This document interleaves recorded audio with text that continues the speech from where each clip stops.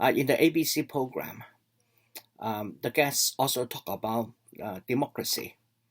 China is a socialist democracy. What does it mean? My understanding is like that. In a in Chinese system, people can vote. Actually, the entry level is pretty low.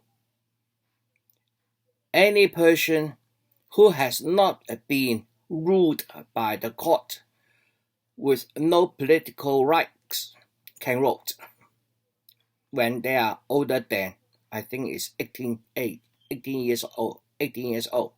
So any person, no matter whether it's a male or female, no matter whether it's a Han or any other ethnic groups, can vote when they reach age of 18.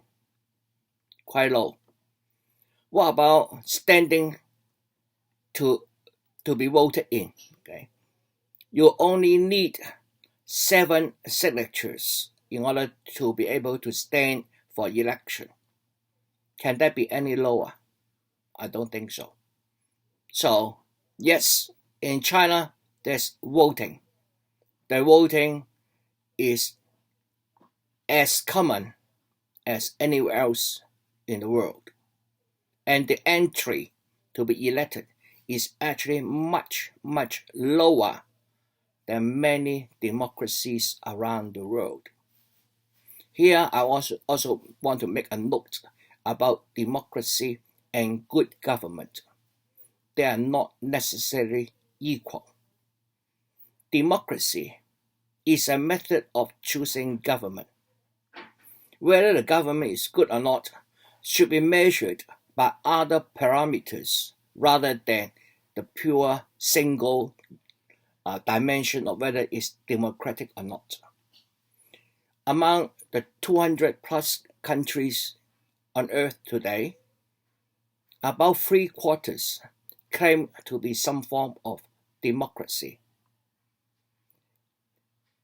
Are they really the best government on earth here? I'm sure among them there are many governments who actually failed in terms of giving shelter to its people, in terms of protecting the people against foreign invasions or natural disasters, etc., etc. I don't think every government who is democratic is necessarily good. You want to be a fair evaluation, we should look at other parameters, not only whether the government is voted in or not. But anyway, let me go back to the Chinese democracy. So when these people, the common people vote, they vote in the local party. Local party members are voted in by local people. As I said, very low entry levels. 7 people nominate, and if you're over 18 without criminal conditions, when the court allow you to participate in politics, then you can, of course, similar to everywhere in the world. Of course, the problem is, how is Xi Jinping get elected? Well, like Australia here, we don't get to elect our Prime Minister. The Prime Minister was elected by the Parliament's members which we elect in. Right? This is Australia here. I know the Australian election system, okay? We don't vote for the Prime Minister. The Prime Minister was elected among all the members of the House if that party has a majority. Similar case in China. The local parties vote for is next level up, maybe province.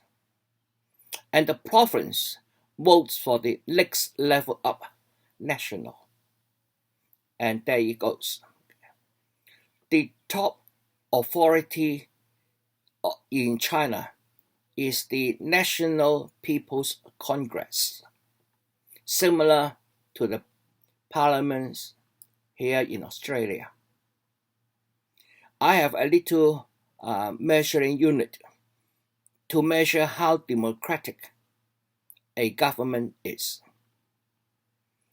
If the government is represented by one person, then it is not a democracy. It is dictatorship, isn't it? If the government is represented by every person, you have a 100% democracy, but it doesn't work. Government cannot work by having every single issue asking the population, what do you want to do? So it is, again, some kind of representation democracy. So the issue is how many people one representative represents.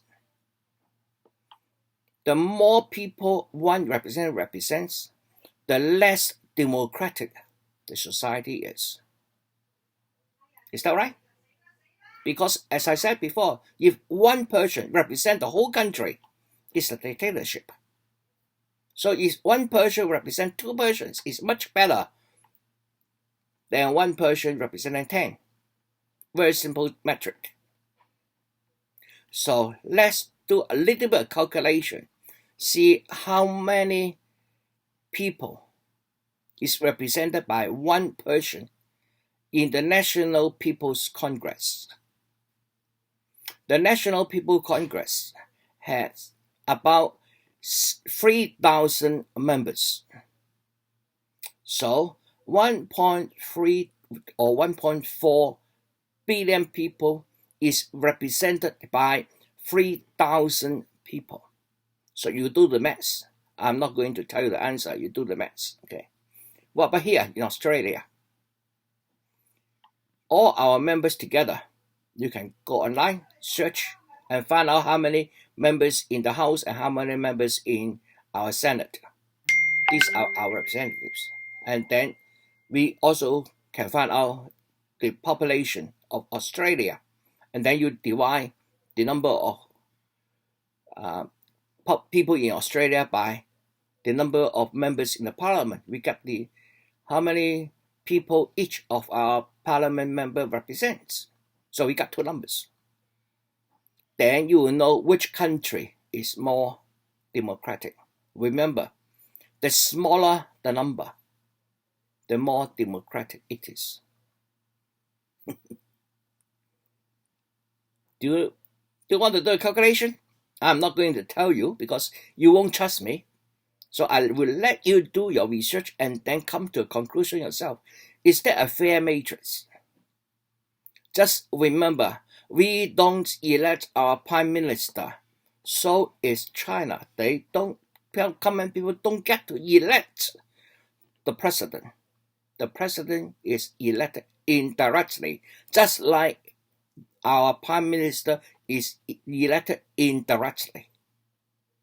With that in mind, then understand how many people each of those who can elect the president represents. The smaller the number, the more democratic it is. So you go ahead, do your calculation, and come back with an answer for yourself. I'm not going to give you the answer. Okay. Thank you. Bye-bye.